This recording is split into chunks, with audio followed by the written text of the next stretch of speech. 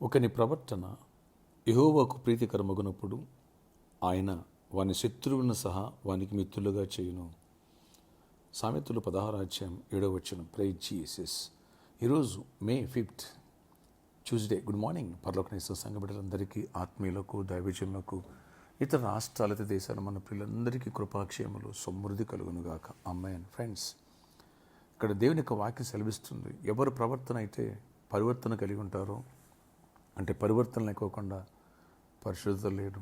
పరివర్తన మీన్స్ నీ పాత స్వభావం, పాప స్వభావం, పశ్చాత్తాపంతో కలువరి సిలువ చెంతకు వచ్చి రియలైజ్ అయ్యి వాటిని ఒప్పుకుని విడిచిపెట్టేసి, పరివర్తన అంటే పాపాన్ని విడిచిపెట్టడమే కాకుండా ఆత్మఫలం, ప్రేమ, సంతోష, సమాధానం, దీర్ఘశాంతి, శత్రువుని క్షమించే మనసు, ఓర్చుకునే మనసు, అర్థం చేసుకునే మనసు. ఎప్పుడైతే నీలోకి క్రీస్తు లక్షణాలు వస్తాయో, ప్రభు అంటున్నాను, నీ శత్రువులను మిత్రులుగా చేసి పారేస్తా.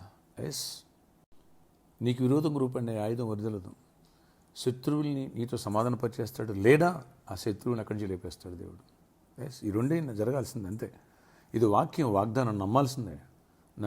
నమ్ముట నీ వల్ల నమ్మని సమస్య సాధ్యం. అన్న ఇంట్లో ఎనిమిస్ అన్న, ఎవరు నన్ను అర్థం చేసుకో, బయట ఎనిమిస్ అయ్యా, ఎవరు అర్థం చేసుకోరన్నా, నన్ను తక్కువగా చూసి హింసిస్తారన్న, రకరకాల మాట్లాడదా. ఒకసారి ఆలోచించండి.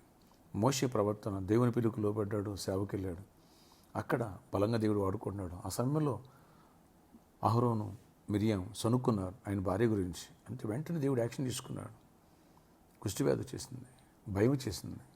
అలాగే అనేకులు కొరహు, అభిరాము, దాతాన్లు వాళ్ళు విరోధంగా మాట్లాడారు, వాళ్ళు సరిదిద్దుకోలే, దేవుడు వాళ్ళని లేపేశాడు.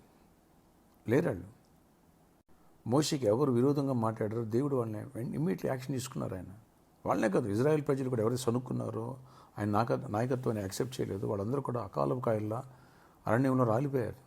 కనుక ఈ విషయాన్ని ప్రతి ఒక్కరు కూడా గమనించాలి. మొదట నీ ప్రవర్తనలో పరివర్తన రావాలా. ప్రభుకి ఇష్టంగా నీ ప్రవర్తన ఉండాలి. అప్పుడు శత్రుని మిత్రులుగా చేస్తాడు. సాతాను కూడా మనల్ని ముట్టనివ్వడం, ఏ తెగుల్ని కూడా సమీపించుతున్నాడు దేవుడు. ఆయన రెక్కలేండి మనల్ని కాస్తాడు, దాస్తాడు, బలపరుస్తాడు, గొప్ప జయాన్నిస్తారు. కాబట్టి ఈరోజు నీ ప్రవర్తనలో పరివర్తన ఉండాలని, దైవ కుమార్తెగా మనం ఉండాలని, శత్రువులు సైతం కూడా మన పట్ల ప్రేమ చూపించి సహాయపడే మనసు దేవుడిస్తాడు, సమాధానపరిచేది మనసు దేవుడిస్తాడు. ఒకటి భార్య నీకు విలన్గా ఉంటుందా, ఎరక్కొట్టేస్తాడు, మార్చేస్తాడు, ఆయన సమాధానపరుస్తాడు. నీ భర్త విరోధంగా, వ్యతిరేకంగా ఉంటాడా, నీ ప్రవర్తన ఆయనకి ఇష్టంగా మారితే ఎరక్కొట్టి పారేస్తాడు, సమాధానపరుస్తాడు, కాళ్ళ దగ్గర పడేస్తాడు. ఎంత తోడైనా సరే అంతే. కనుక ఈ విషయాన్ని గమనించాను. ప్రార్థన. ఆశ్చర్యకర ఒకని ప్రవర్తన యెహోవాకు ప్రీతికరమైనప్పుడు వారి శత్రువులను కూడా మిత్రులుగా మార్చేస్తాను. కృప చూపించయ్యా, నీ కార్యాలు చేయండి. ఈ వాగ్దాన్ని రేపు జరిగించండి. ప్రతి ఒక్కరూ కూడా నీ సాత్వికమైన మనసు కలిగి ఉండాలా, నీ ప్రేమ, దయాగుణం కలిగి ఉండాలి, క్షమించే మనసు కలిగి ఉండాలి, ఆత్మఫలం ఫలించాలి, గతాన్ని, పాపాన్ని సమాధి చేయాలి, నూతన సృష్టిగా మారాలి, పరివర్తన చెందాలి. కృపనివ్వండి. ఎవరికి జాబ్స్ ఇవ్వండి, ఎవరు రైక్స్ కూర రైక్స్ ఇవ్వండి, ఎవరికి నెమ్మది లేదా నెమ్మదినివ్వండి, విడిపోయిన కుటుంబాలు కట్టండి, పెళ్లి కానుండి పెళ్ళిళ్ళు అవ్వాలి, గర్భఫలం పొందాలి, గర్భిణీ స్త్రీలు క్షేమ సుఖరసులు పొందాలి. అందరి విషయాలు అద్భుతాలు చేయండి. చిన్న బిడ్డలను ఎవరిస్తాం ప్రతి ఒక్కరిని దీవించి ఆశీర్వదించండి. ఎవరైతే 10th ఇంటర్ ఫెయిల్ అయ్యారో వాళ్ళు మళ్ళీ తిరిగి పాస్ అవ్వాలి, కృప జైబునివ్వండి. నీట్ ఎగ్జామ్ రాసిన వాళ్ళకి మెడికల్ సీట్స్ ఇవ్వండి. రేపు నేను ఎంసెట్ ఎగ్జామ్ ఉంది సండే, దాన్ని ప్రిపేర్ అవుతున్న మా బిడ్డలందరూ దీవించి మీరు చేపెట్టు రాయించండి.